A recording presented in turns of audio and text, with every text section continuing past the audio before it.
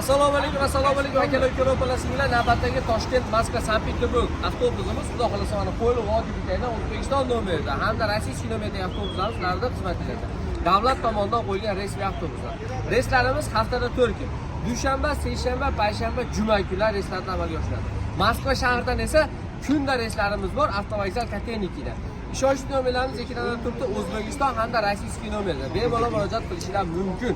Akalar, ukalar, opalar, singillar. Hozirda Moskva metro Katenikida kelmoqchi bo'lgan ukalarimiz rossiy nomerlarimiz orqali через WhatsApp pasportlarga joy band qilib kelishingiz mumkin.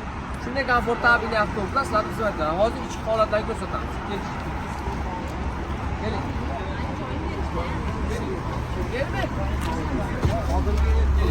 Eri xotinlar orqaga o'tirdilar, u yerda joy qildi bu.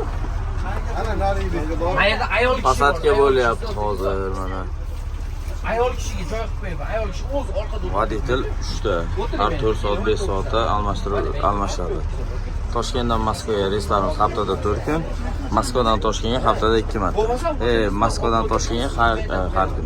Telefon qilinglar, bog'langan.